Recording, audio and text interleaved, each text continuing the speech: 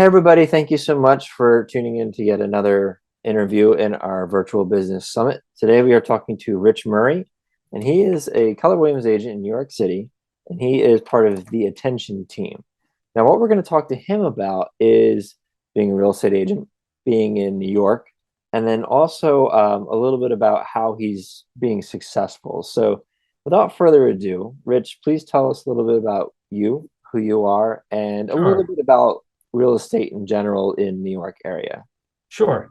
My name is Richard Murray.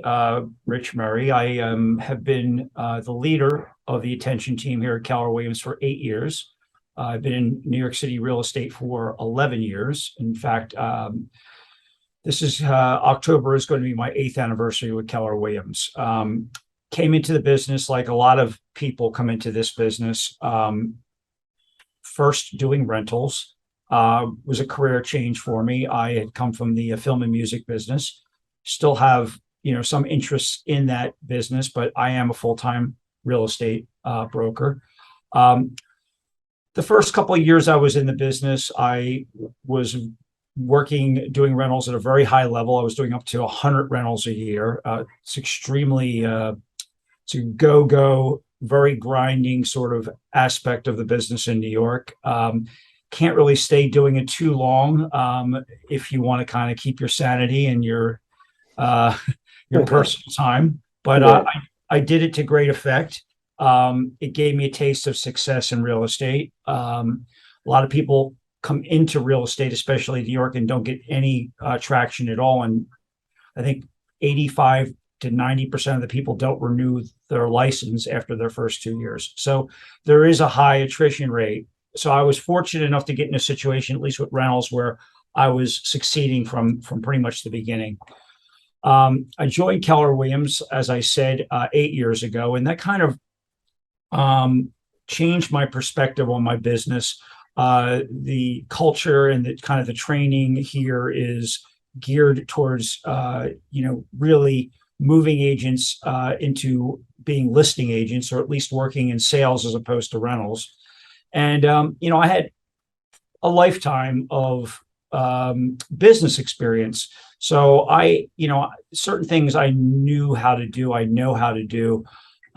It was kind of a combination of my experience landing at Keller Williams at the right time, and I was able to apply the message and use the skills that I already had.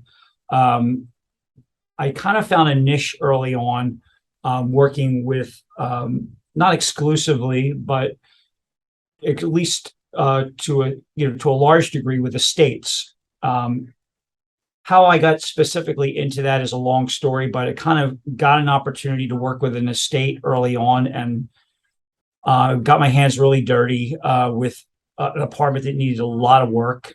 Took over kind of a light renovation of the apartment. My client lived outside of New York City, um, in Florida. So I basically took over a lot of their responsibilities. And,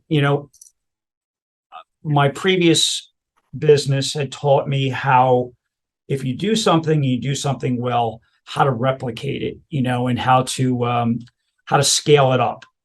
So I immediately just, started sending out before and after pictures of this apartment, what I had done, how I had done it, and wasn't surprising. Although I was happy to find out uh, the message was connecting with other people. So that combined with with a cold calling routine, basically, and having a value proposition of, here, I can take over this apartment. I know it's going to need a lot of work. I know there's a lot of responsibilities that have landed with you.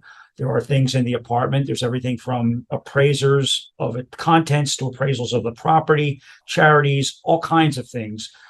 I can I can offer you like a 360 service where I'll take care of all of that for you, and I won't charge you anything extra. I just want your business to sell this apartment. And 8 years later, I'm kind of still doing that to a large degree. That's kind of my core business. Um, like every other broker, probably in the United States, but also specifically in New York City, I'm also working a lot with internet buyer leads. Um, Hmm. and there's certain companies have kind of taken over that aspect of the business, especially as a result of COVID. Prior to COVID, the way I would get buyer clients, in addition to referrals, obviously, was I would do open houses for my listings, and buyers, some of them would come without an agent to those listings, and you convert a certain number of them into being your clients. They don't have agents. You connected with them, and you ended up working with them as buyers. StreetEasy, Zillow, a few other platforms have kind of taken over the outward facing part of the New York City market anyway, where most buyers go to those platforms, but they now get redirected to other agents, not the listing agent. So, we get to put it on a platform for free, but the lead goes to another agent. So that happened, believe it or not, right before COVID. So the combination of not being able to do real open houses as a result of COVID, with this kind of shift where companies like Zillow, which by the way, they own StreetEasy, but they're separate entities, Zillow and StreetEasy, started connecting people with buyers agents as opposed to the listing agent, has really resulted in most buyers finding their agents before they come to the listing as a result of the internet connection. Conversely, I'm working that as well. I'm basically getting buyer leads from StreetEasy, and I'm taking those people to other people's listings. So it's kind of a little bit of a dance in that, you're not getting buyers directly coming to your listings. They're coming with other agents that in turn, I'm working with other buyers, taking them to other people's listings, or at least my team is as buyer's agent. So there's a lot of, one of the theories here, or I should say principles at Keller Williams is, you want to build a business that isn't dependent on one source, and you want to build a business that has some level of predictability, and that's the difference, I think, between just being a person who, wow, I just got a sale and now how am I going to get my next one, to knowing what your numbers are and doing certain activities and knowing you're going to be able to depend upon certain numbers quarter after quarter, year after year. Of course, that'll be impacted by market conditions, but your business isn't a mystery anymore. You kind of know if you do these activities, you're going to get a certain level. You're going to be able to depend upon a certain amount of sellers and buyers working with you. So, I cold call, I work my existing clients for new opportunities. I warm call, and I work with buyers. And the calling thing is pretty much, I really, kind of boiled it down to a science where if I call a certain number of times a day or at least a week and have a certain number of what I call warm calls, that will convert to a certain number of listings at the end of the year. I mean, there's a board behind me that just basically everything is a warm lead, goes on that board, and it graduates, depending upon whether I've actually met the person and whether I now have a verbal commitment they're going to work with me. But, at any given time, I've got, 15 to 18 listings on the board that I'm actually working with. Some are under contract, some I'm showing, some are being prepped, and then probably anywhere from 40 to 50 that I'm nurturing. And those aren't people I haven't called yet. Those are people I've called that are in varying degrees of commitment towards working with me, either because of their own timeline or because we haven't met yet or because they haven't made a decision. And, I really don't need to worry. I shouldn't say worry. I really don't need to theorize about what kind of business I have any more than turning around and looking at that board. If I get less than, say, 9 or 8 total listings, I know that I need more in the pipeline. I need to keep that 15, kind of base number of in contract, showing, in prep, total. One leaves, one comes on, and I need to keep at least 50 warm leads going at a time, and if I keep those two things where they're at, I know I'll do 25 closings a year. And that's kind of what I've been doing as an average over the last 5 years. That's aside from the buyer business. And the Mhm. buyers, work mostly, although I do a couple a year, with the members of my team. So I kind of quarterback those leads coming into my team, and then I uh, I assign them to different team members, and then they take over. They basically are the lead agent working with the buyers. Yeah. So I do another 7 to 10 sales a year that way with on the buy side. So Hmm. all in all, I've got, a pretty robust business. I'm one of the top 3% here, have been for the last 5 years. And, I'm blessed. I have a strong and kind of dependable business that I think, like I said, barring some catastrophic market condition like 2008 or something like that, Yeah. I know it's going to continue to keep me going well. Yeah, absolutely. So definitely a lot to unpack there. And what I think I want to do is really just go back and highlight some key points that you mentioned. Sure. So first and foremost, the biggest thing was your pipeline. And we talked about how you got you're getting those numbers in, how you're getting, um, keeping that pipeline full and the ways that you're breaking it apart. I think what I wanted to touch on was a little bit more about, the importance of understanding your pipeline. And so talking to you more about like, how did you figure out your pipeline? Like, I know you need 50 leads to equal those 15 Right. listings. Like, how did you start tracking that and figuring that out and figuring out Sure. what exactly that method would be? Yeah. So, I mean, the key component to all of this that I haven't yet mentioned is my CRM. So I was on Contactually for about 8 years, and unfortunately, they went out of business. And apparently, not apparently, I'm subscribing to it, not even using it. Mhm. Something called Relatable, which I'm going to try to uh, figure out over the next coming weeks and months. As an interim step, I went on to Mojo, which is really a dialer CRM, but I don't use the dialer aspect of it. There's someone who knows my business really well, who was also a Contactually, and said, what you want out of a CRM, I think Mojo does it for you. And he was right. It's actually working really well for me. So what does a CRM do?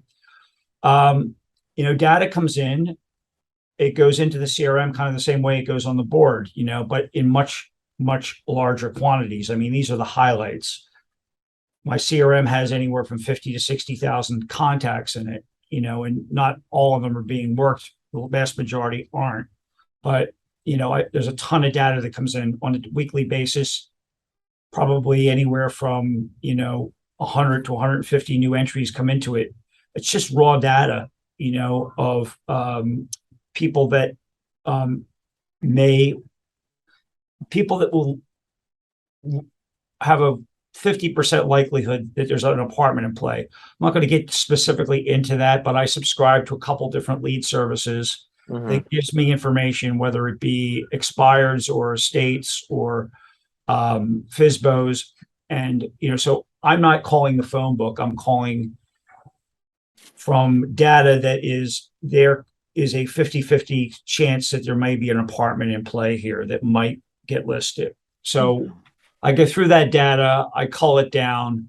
50, if I get 50 leads on a particular segment of it, I cull it down to probably 15 based on my research on who might be living in the apartment or not living on the apartment. There's a lot of different mechanisms I use rather. And, then I get the most likely information on those people. I have different ways of scraping data in that regard. And I come out of it with like the strongest potential leads with the strongest potential contact information. Mhm. And then I contact them either via a call or email. Um, and that starts the process. And, there's buckets and buckets and buckets of these calling lists in my CRM. But when someone comes and says, maybe, and it's not a no, and it's someday, they immediately graduate into one of these preferred buckets, these warm buckets. And I like to add one person to one of the warm buckets a day. That's 5 a week. If I call 200 days out of the year, that's 200 a year. And I know if I have 200 people moving warm, I'm going to convert, at least, 15, 20% of those. So there's my business in a nutshell, really. Mhm. um, that I try to move one cold contact to a warm lead a day within my CRM. But the CRM, is something I didn't adapt until I came to Keller Williams. I started in business, with a phone on my desk basically, and a Rolodex and index cards. Hmm. Slowly, maybe in the mid '90s, one of those gray Mac Hmm. 145Bs or whatever they were was on my Yeah. desk. Wasn't connected to the internet. I had AOL at home. But the point is this, I by the time that, without getting too far into pinpointing my age, I had 10 years, 15 years of experience before I was even had a computer on my desk. So it made me very comfortable using the phone as a first sort of way of connecting with people. Hmm. Um, I got all the way into my third year of real estate, and I still was working that way basically. I had Outlook. I was dragging people into folders in Outlook, but I didn't have any sort of manageable way of following up with people with like the calendar. My CRM tells me who I need to call. Yeah. Keller, Williams got me on a CRM, and it was like an aha moment for me. So when I teach now, the first thing I ask everybody in the class is, do you have a CRM? And Keller has their own CRM. For whatever reason, it doesn't work for my business, but I say at the very least, get on Command, which is Keller CRM. And if that doesn't work for you, find one that does, because you're really not running a real estate business until you're on a CRM. And Hmm. remarkably, there are young agents who are not on CRMs. I preach, you have to get on a CRM, but that's kind of, I mean, that's where it all starts. Really, it starts with data and the CRM, and then what I do to the data in my CRM. Absolutely. And keeping track of vast amounts of information, you can already see how, like, if you're talking to even just 50 people at a time as leads, it's easy to start forgetting who you have to call at what time, and then Yeah. like when to do it. So the more you can get off your plate mentally with having that database that you're talking about, that pipeline, that contact management source, now you can contact even more people and even more people, and now like something else is keeping track of it, and that's the power of that CRM. So 100%, I use HubSpot myself, and I'd be lost without it. I really would. All right, cool. So we touched on your pipeline, how you're kind of filling that, and how you're figuring out your numbers. And obviously, over time, you've been able to see the percentages because you're keeping track of your numbers, which is another key part of that. Because if you keep track of how many are coming in, how many are going out, and all the stages in between, the percentages that you came up with is what you can do. So that's really cool. So I think what I want to kind of get into before we get into some actionable steps is the other part of it. Like, what are things that you have recognized in real estate in general, let's say, that really make an agent successful? We talked about the CRM, but like, what are some other things that, like, if you have these qualities, then you would definitely be able to get into real estate? Well, that's an interesting question. People come in, as I was in the film business, and Mm. I was a director, and one sort of thing that there's a similarity in that business, believe it or not, or real estate, in that there are a lot of directors, um, there are a lot of successful directors, and there are a lot of different ways they come to it. Some are focused very, very much on the camera work, but they kind of, you know, leave the actors to their own devices. There's actors, directors who leave the camera work to someone else's devices. There are Mhm. directors who are all about the art direction or the choreography, and they leave other aspects. But you could be successful in a lot of different pursuits in different ways. So it doesn't, my success isn't necessarily going to be the way someone else is successful. However, you do need a way. Okay. Mhm. So whatever it is you're going to emphasize, you have to own it, and you have to, like, be good at something. You can't be okay at everything. So, I look at the agents that are successful here at Keller, and they are doing exactly what I just sort of suggested. I say, okay, who are the most successful agents? And every one of them kind of own a particular segment of the market. One is working with a landlord now for 10 years, converting rental buildings to condos, and that's their business. And they know how to do it. And that's what they do. And they do other things, they're not doing that exclusively, but that's their core business. There's another agent here who has an unbelievably strong network with Keller Williams agents all over the country.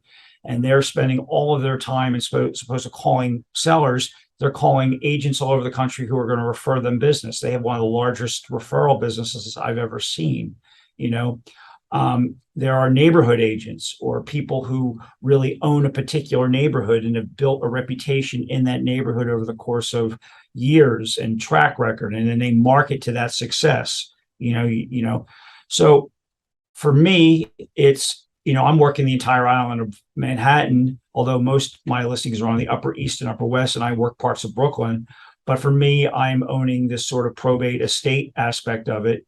And also the fact that I'm able to renovate apartments. I've almost got a contracting wing to my business where I work with 2 or 3 contractors, and I actually fund the renovations. I've got to the point of success where I can do that. And so I take, it's a strong value proposition, so Mhm.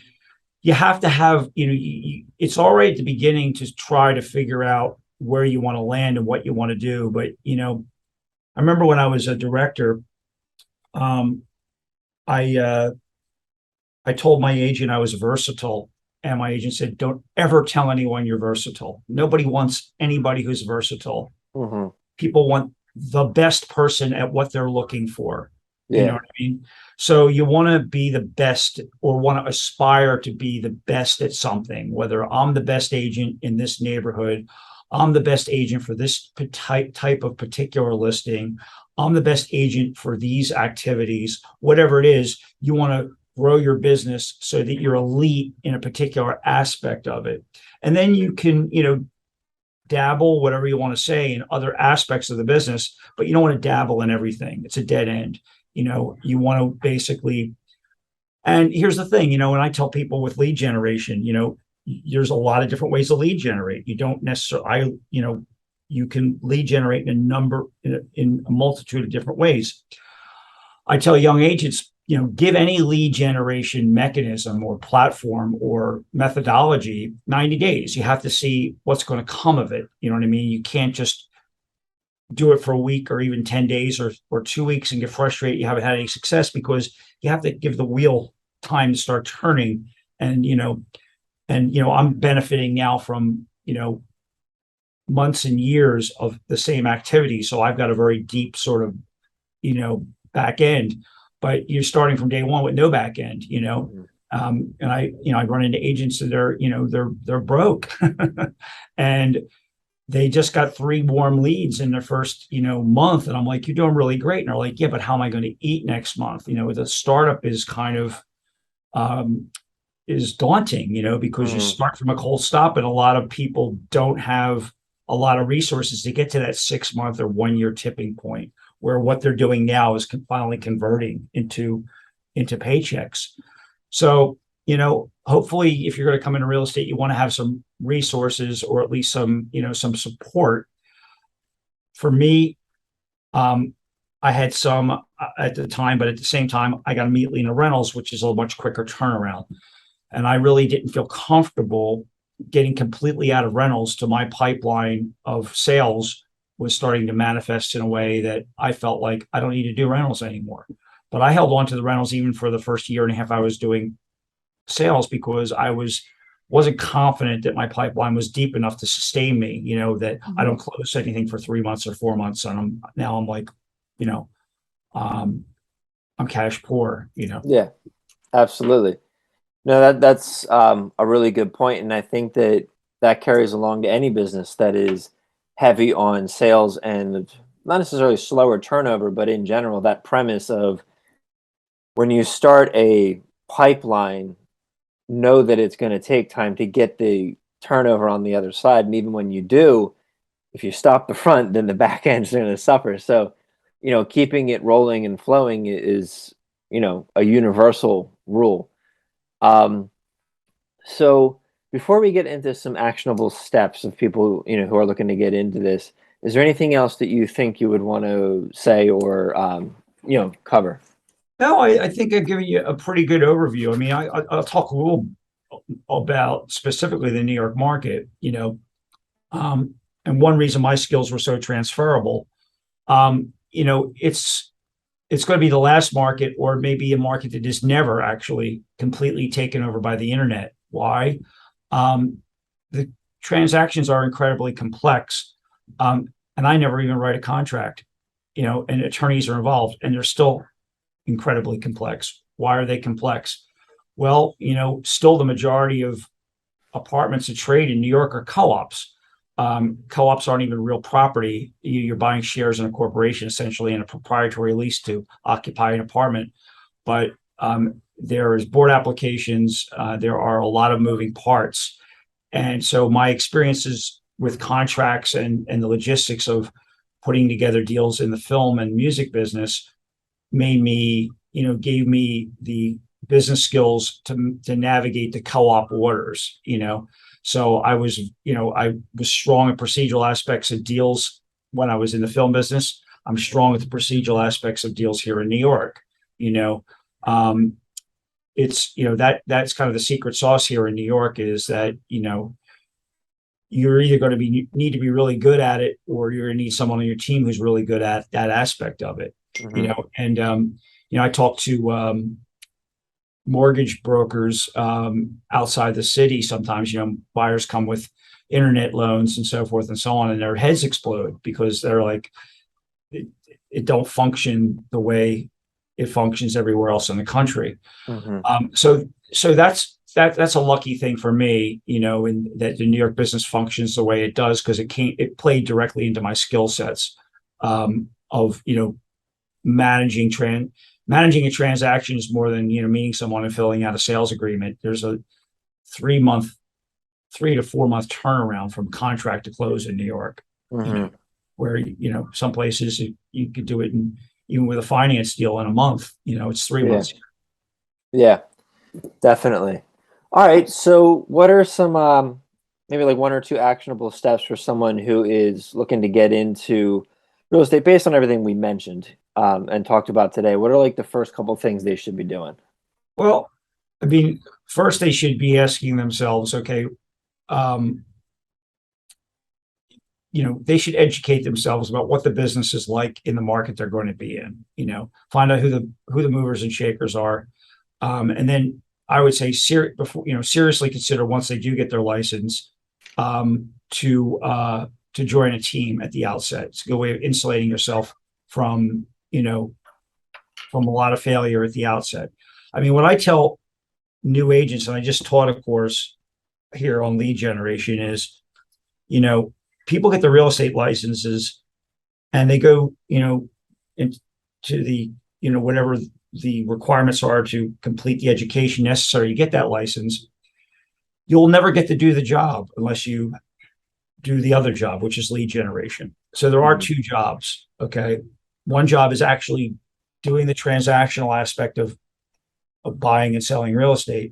The other job is creating opportunities for you to even have an opportunity to do that.